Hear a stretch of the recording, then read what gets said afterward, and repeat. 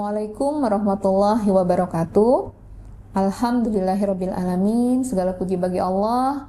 Salawat dan salam kepada Rasulullah SAW. Perkenalkan, saya Dr. Ratih Pratiwi, spesialis obstetri ginekologi, merupakan salah satu dosen dari Fakultas Kedokteran Universitas Muhammadiyah Palembang. Saya juga sebagai dosen pendidik klinik di prodi profesi dokter, khususnya di Departemen Obstetri dan Ginekologi. Pada prodi pendidikan profesi dokter Fakultas Kedokteran Muhammadiyah Palembang ini, rotasi di Departemen Obstetri dan Ginekologi berlangsung selama 10 pekan dengan 6 SKS yang dilampaui. Kemudian di sini dipaparkan masalah-masalah atau kasus-kasus obstetri ginekologi yang nyata, yang real terjadi di rumah sakit. Berdasarkan kompetensi dokter umum yang diamanahkan oleh SKDI, bahwa seorang dokter umum harus bisa menata laksana dan mendiagnosis dan menata laksana secara tuntas kasus-kasus obstetri ginekologi. Ini adalah kompetensi yang diharapkan kepada dokter umum dengan kompetensi 4. Jadi bagaimana kasus-kasus obstetri dan ginekologi mampu didiagnosis dan ditata laksana secara tuntas oleh lulusan dokter umum. Nah, di sini pada kasus obstetri akan disampaikan tentang patologi pada kehamilan trimester pertama, trimester kedua, dan trimester ketiga, seperti abortus, kemudian perdarahan pada kehamilan seperti plasenta previa, solusio plasenta, dan kehamilan pada penyakit-penyakit sistemik, kehamilan dengan komplikasi.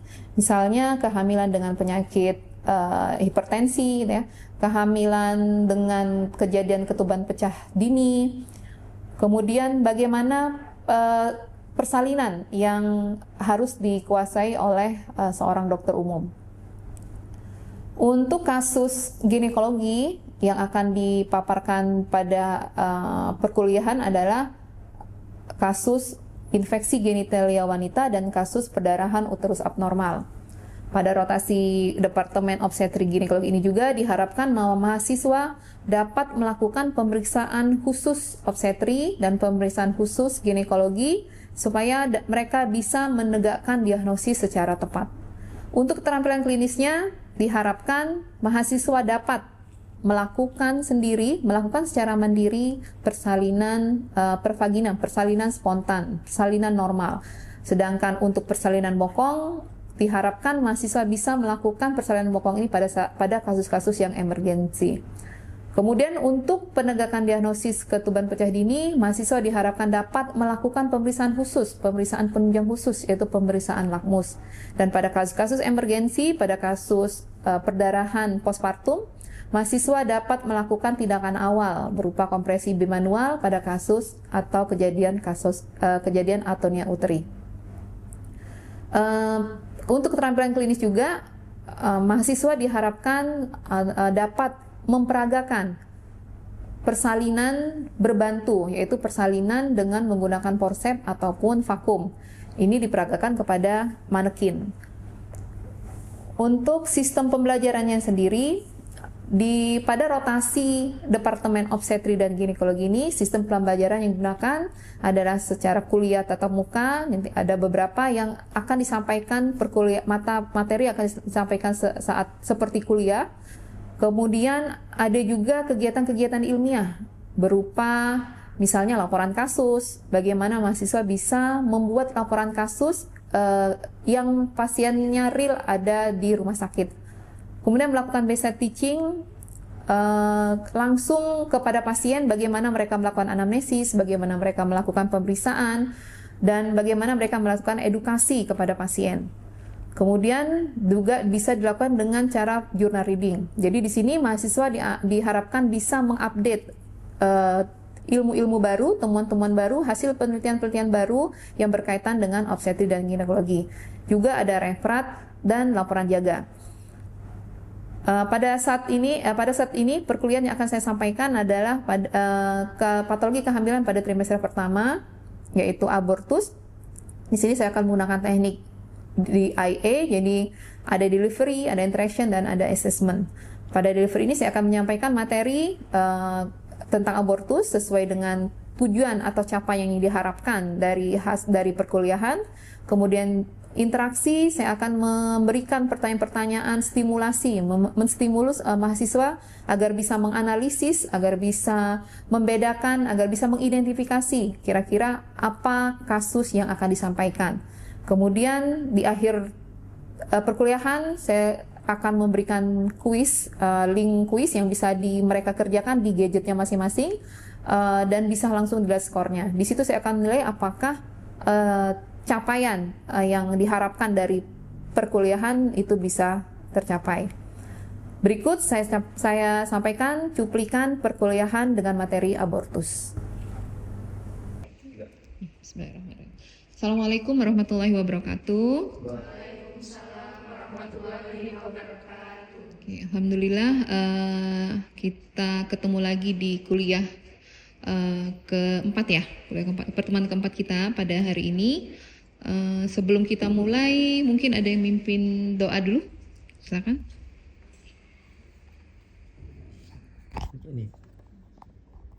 Baiklah teman-teman, sebelum kita memulai diskusi, kita berdoa terlebih dahulu. Bismillahirrahmanirrahim. Raditu billahi rabba wa bil islami dina wa bi muhammadin nabiyya wa rasulah. Rabbi zikni ilma warzuqni fahma waj'alni minas solihin. Terima kasih kepada Faisal sudah memimpin doa kita pada hari ini. Mudah-mudahan apa yang akan kita pelajari hari ini bisa kalian mengerti ya, bisa menambah pengetahuannya juga. Sebelumnya kabarnya hari ini gimana nih?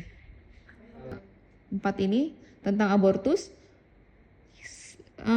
Sepengetahuan kalian ya, sebagai ilmu awalan, bacaan awalan kalian, kira-kira apa yang kalian pahami tentang abortus ini? Silakan, boleh sebut namanya ya. Jadi abortus itu merupakan ancaman berakhirnya atau keluarnya hasil konsepsi sebelum usia kehamilan 20 minggu dan berat janinnya itu kurang dari 500 gram, dokter. Jadi ada beberapa poin ya di definisi itu ya, di abortus itu sendiri, bahwa abortus itu seperti yang disebutkan oleh temannya tadi adalah suatu akhir ya, pengakhiran suatu kehamilan, berakhirnya suatu kehamilan, bisa ancaman yang artinya memang terjadi pengakhiran suatu kehamilan di bawah usia kehamilan 20 minggu, kemudian dengan berat janin dan plasentanya kurang dari 500 gram. Jadi dia harus ada pengeluaran hasil konsepsi. Kalau dia belum ada pengeluaran hasil konsepsi, berarti itu belum terjadi abortus. Tapi nanti ada pembagian dari abortus itu ya. Oke, untuk nanti juga ada tentang diagnosisnya. Jadi penegakan diagnosis itu pertama dia harus memang ada kehamilan ya. Ada kehamilan, ada keluhannya, ada pemeriksaan yang sesuai untuk abortus gitu ya. Tapi sebelumnya kenapa kira-kira kita perlu memahami abortus ini? Kira-kira kenapa kita sebagai, kalian nanti kan sebagai dokter ya, dokter umum itu perlu mengetahui tentang abortus ini. Karena abortus ini kompetensinya 4 ya, kompetensi 4. Artinya kalian harus bisa mendiagnosis, menata laksana sampai tuntas. Nah, kenapa kira-kira kita perlu ini nih? Nanti kalau kalian sudah jadi dokter umum, kalian harus mengenal ini gitu. Apa? Salah satunya, ya silakan.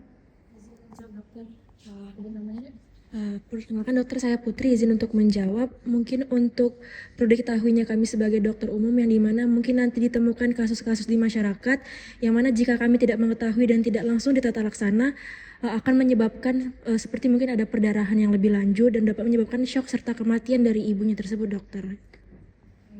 Jadi mencegah ya, mencegah kalau memang kalian dapat pasiennya, jangan sampai terjadi mortalitas ya, morbiditas dan mortalitas ibu terutama. Selain itu, bahwa angka kejadian atau kasus abortus ini semakin lama semakin meningkat gitu ya. Semakin lama semakin meningkat. Kita coba ya.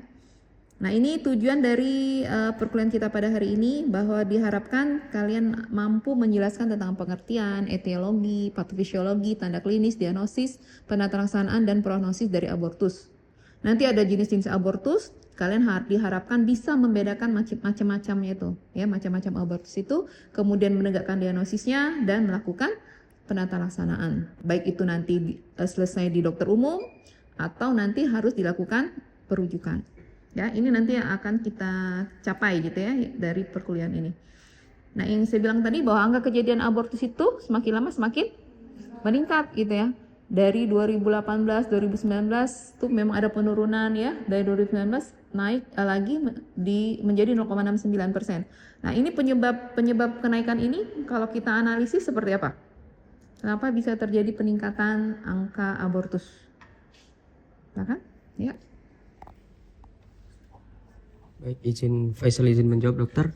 Untuk yang terjadi peningkatan kasus abortus ini baik di Indonesia ataupun di Palembang, ini bisa disebabkan yang pertama untuk tahun yang sekarang ini karena mungkin ada gaya hidup yang kurang sehat. Misalnya itu ada merokok, kemudian minum alkohol, dan juga adanya pergaulan bebas yang sedang banyak di tahun ini dokter. Mungkin itu dokter. Jadi faktor gaya hidup ya sebenarnya ya. Ini definisinya. Definisi abortus seperti yang kita sudah pahami tadi, bahwa dia adalah ancaman berakhirnya atau dikeluarkannya hasil konsepsi. Jadi kalau dia ada pengeluaran hasil konsepsi sebelum dia bisa hidup atau viabel di luar gitu ya. Kalau masih di bawah 20 minggu kan pasti tidak viabel ya. Pasti dia tidak akan bisa bertahan hidup. Ya, makanya disebut hasil konsepsi sebelum janin dapat hidup di luar kandungan. Jadi kalau masih beratnya kurang dari 500 tidak bisa apa-apa gitu ya. Terkadang denyut jantung pun belum terlihat gitu kalau dari USG. Usia kehamilannya kurang dari 20 minggu dan berat anaknya itu kurang dari 500 gram. Jadi kalau terjadi misalnya kehamilan datang dengan dengan keluhan keluar darah atau keluar jaringan, tapi pas kita tanya ternyata usia kehamilannya 24 minggu. Apakah itu termasuk abortus? Tidak ya, karena kita dibatasi oleh usia kehamilan kurang dari 20 minggu ya. Jadi kalau pasien datang dengan usia kehamilan di atas 20 minggu, itu berarti bukan kasus abortus, tapi kemungkinan suatu persalinan prematur ya. Oke, selanjutnya ini penyebabnya. Nah, dari penyebab ini ya secara umum gitu ya, penyebabnya ini adalah adanya ovum patologi, kelainan kromosom, kelainan sel telur dan sperma. Yang sebenarnya ketiga ini adalah kebanyakan terjadi pada abortus yang spontan. Artinya tanpa diketahui penyebabnya tiba-tiba saja terjadi abortus. Nah, itu etiologi. Kalau untuk faktor risiko sebenarnya sama ya. Faktor risiko itu, tapi bedanya kalau faktor risiko tidak semuanya menyebabkan abortus. Nah, untuk patofisiologi ini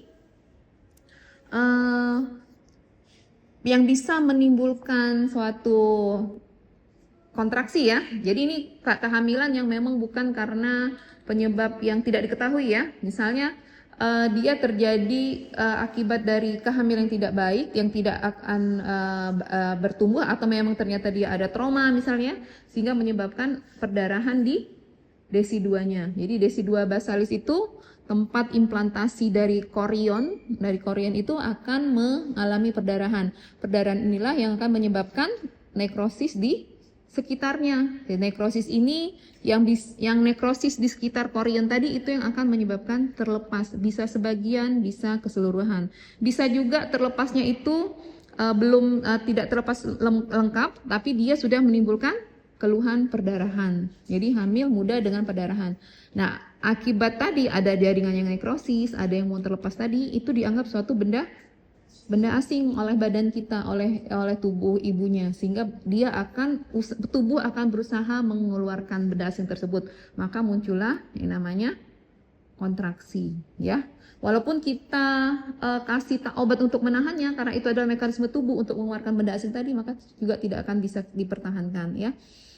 Terjadilah kontraksi, kemudian terjadilah ekspulsi. Nah, ini bentuk klinisnya. Ini jenis-jenis abortus, ya. Jadi ada abortus imminens, abortus incipient, abortus incomplete, abortus complete, misabortion, abortus habitualis, abortus infecciosa, dan abortus septik. Nah, jadi kalau berdasarkan ini kita lihat dari pemeriksaan in speculo. Nah, kalau bisa kalian bedakan, apa sih bedanya abortus imminent dengan abortus incipient dengan abortus incomplete, complete gitu? Ada bisa membedakan berdasarkan gambar? Silakan. Berdasarkan gambar? Oke, silakan. Yang mana dulu? Abortus? Izin dokter, Putri izin menjawab untuk abortus imminens dokter. Yang pertama mungkin ditemukannya adanya perdarahan provaginam yang sedikit, kemudian juga nyeri perutnya juga sedikit, kemudian pada pemeriksaan in speculo OUI-nya tertutup dokter. Jadi ini ya. Jadi di sini OUI-nya Tertutup atau terbuka. Ya, bisa terbuka, bisa tertutup. Kalau yang incipient Terbuka. pasti terbuka. Kalau yang incomplete Terbuka. Kalau yang complete bisa Tertutup bisa terbuka. Kalau misabortion tertutup. Ya, itu dari OUI-nya. Kemudian dari perdarahannya. Kalau perdarahannya mulai dari abortus imminent Sedikit. sedang hingga banyak. banyak atau juga tidak aktif atau aktif, ya. Kemudian di sini sedikit, Tidak. itu perdarahan. Kalau berdasarkan keluhan nyerinya, yang paling nyeri adalah yang incipient, karena dia disebut sebagai abortus yang sedang berlangsung. Oke. Jadi untuk kompetensi kalian adalah kalian harus bisa kasus ini harus selesai di dokter umum untuk kasus abortus komplit. Jadi pada anamnesis kalian temukan bahwa ibunya mengaku sudah keluar jaringan. Sebelum keluar jaringan ibunya merasakan sakit, dan setelah keluar jaringan ibunya merasa lebih enakan. Maksudnya nyerinya tidak lagi. Kemungkinan itu adalah suatu abortus komplit. Pas kita in speculo ternyata juga OI-nya terbuka tertutup tadi dan tidak tampak jaringan. Ya. Berdarahnya pun sedikit. Nah, kemungkinan itu adalah suatu abortus komplit. Tapi kalau dia abortus imminent, abortus incipient, abortus incomplete atau misabortion itu harus dilakukan rujukan. Kalaupun ada pasien datang dengan abortus imminence itu bisa tidak harus dirujuk segera, bisa kalian edukasi ibunya untuk melakukan pemeriksaan USG, ya. Jadi kita rujuk tapi tidak gawat darurat. Tapi kalau pasien dengan datang, kalian anamnesis, kalian periksa, ternyata tegak abortus incipient, OI-nya terbuka, perdarahannya aktif, tampak bantalan ketuban yang mau keluar, ya, ibunya kesakitan, maka itu harus segera dilakukan rujukan, harus lakukan konsul. Apakah biasanya dokter akan melakukan kuretasi segera, ya, atau bisa dikasih obat uterotonika supaya dia bisa lebih langsung cepat keluar, ya, karena kalau dia sudah keluar akan mengurangi nyeri ibunya, akan juga mengurangi perdarahan. Kalau abortus incomplete tergantung juga. Kalau abortus incomplete kalian lihat OE-nya tadi terbuka, tampak jaringan di muara OE, maka itu pasti tegak abortus incomplete. Tidak perlu lagi pemeriksaan yang lain. Abortus incomplete kalau sudah ada OE-nya terbuka, tampak massa di muara OE, berarti itu adalah abortus incomplete. Tinggal lagi kita menentukan apakah perdarahannya aktif atau tidak. Karena kalau perdarahannya aktif berarti harus dilakukan tindakan kuretasi segera, ya. Kalau abortus complete tadi tidak ada yang emergensi gitu, ya. Kemudian misabortion. Nah, ini biasanya misabortion itu datang biasa kalau kita anamnesis ibunya mengaku pernah ada riwayat perdarahan, cuman sedikit sehingga dia tidak memeriksakan ke dokter ya. Pas kita periksa ternyata denyut jantungnya sudah tidak ada lagi gitu ya.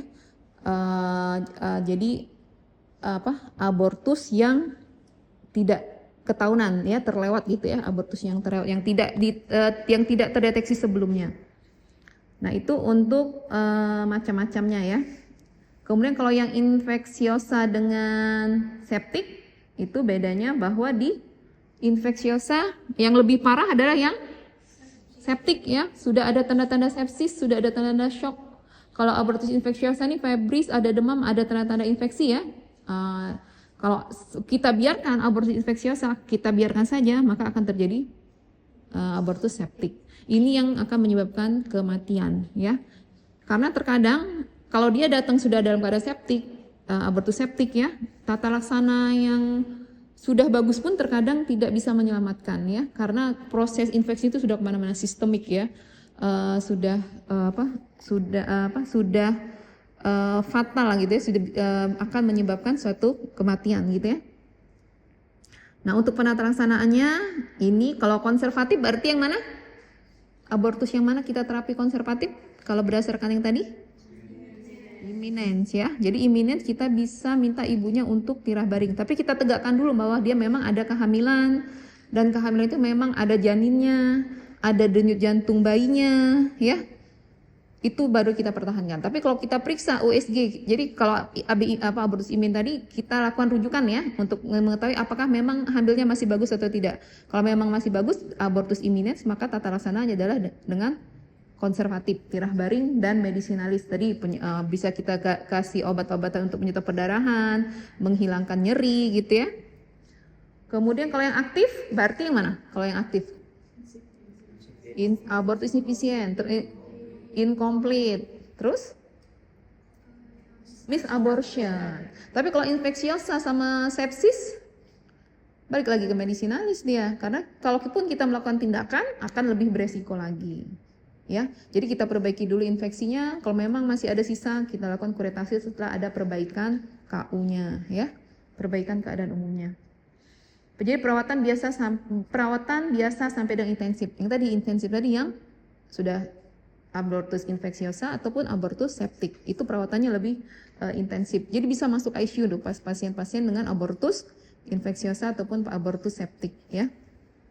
Jadi begitu bahayanya abortus kalau ini biasanya abortus yang provokatus tadi ya, abortus yang dilakukan sendiri, bukan dengan tenaga medis ya, akan beresiko terjadi abortus infeksiosa atau abortus septik. Jadi edukasi ya, terutama kalau kalian ini pada calon-calon pengantin gitu ya, atau ketika kalian melakukan edukasi kepada remaja, bahayanya seks di luar nikah itu seperti ini. Terjadi kehamilan, mereka ketakutan atau seperti apa, jadi melakukan segala hal.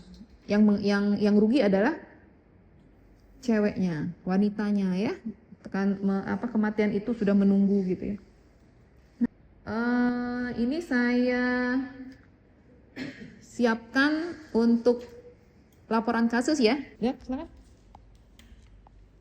Izin dokter, Afina menjawab untuk artinya itu perdarahannya itu aktif dan banyak dokter untuk intensitasnya. Izin menjawab dokter, kemungkinan untuk yang mulus dan keluar jalan seperti ayam itu adanya abortus incomplete dokter, karena pada abortus incomplete itu kan adanya keluar jaringan sebagian dari hasil konsepsinya dokter. Setuju? Langsung abortus incomplete? Apakah tidak mungkin abortus yang lain? Ya. Bisa. Jadi di situ kan banyak keluar jaringan seperti hati ayam. Arti itu menyatakan memang sudah ada yang keluar. Tapi kita belum tahu apakah keluar utuh atau sebagian. Setelah kita anamnesis, kemudian kita lakukan pemeriksaan fisik. Misalnya fisiknya aman lah ya.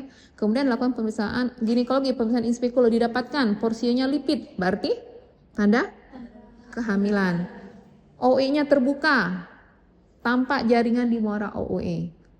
Artinya baru bisa kita tegakkan abortus incomplete ya. Tapi ini di sini pada skenario ini yang kurang, yang tidak tampak di sini adalah perdarahannya. Harusnya disebut fluksus positif darah aktif atau fluksus positif darah tidak aktif misalnya gitu ya. apakah ada erosi, laserasi gitu, polip gitu ya. Nah ini salah satu contoh nih, salah satu contoh kasus yang mungkin akan kita temui di masyarakat ya, akan maksudnya datang ke kita, baik kita di IGD atau di puskes gitu ya, datang dengan keluhan seperti ini. Jadi kalau kita sudah bisa membedakan ini, berarti kita sudah bisa mendiagnosis dan bisa kita tata laksana. Oke, silakan. Ada pertanyaan untuk ini kuliah kita hari ini? Ya, silakan. Izin dokter, izin Faisal untuk bertanya. Tadi terkait dengan penyulitnya dokter. Iya dokter.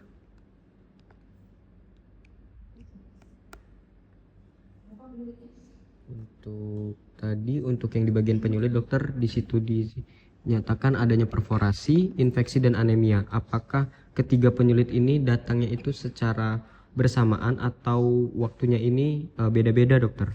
Mungkin itu dokter. Terima kasih. Penyulitnya ini ya, penyulit perforasi, infeksi, anemia. Itu bisa terjadi sendiri-sendiri atau memang suatu keadaan siklus gitu ya, setelah A kemudian B kemudian C, atau bisa juga dia terjadi keadaannya sendiri-sendiri. Antibiotik ya, untuk menghindari atau untuk mencegah terjadinya infeksi. Oke, ada lagi? Cukup? Jadi kuliah kalau dari pembahasan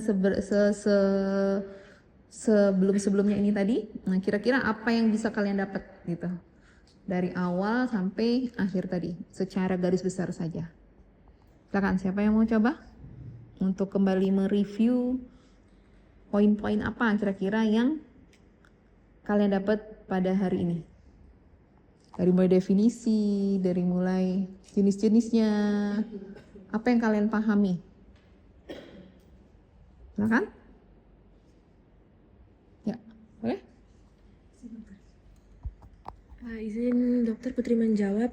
Jadi dimulai dari yang pertama dari definisi, yaitu dari ketentuannya ancaman ataupun sedang berlangsungnya pengeluaran hasil konsepsi. Kemudian ketentuan yang kedua yaitu hamil kurang dari 20 minggu. Kemudian juga terdapat perdarahan. Kemudian juga dari jenis-jenis abortus itu sendiri. Tadi dari hasil anamnesisnya juga dapat kita temui macam-macam dari perdarahannya aktif atau tidak. Kemudian dari jenis nyeri perutnya.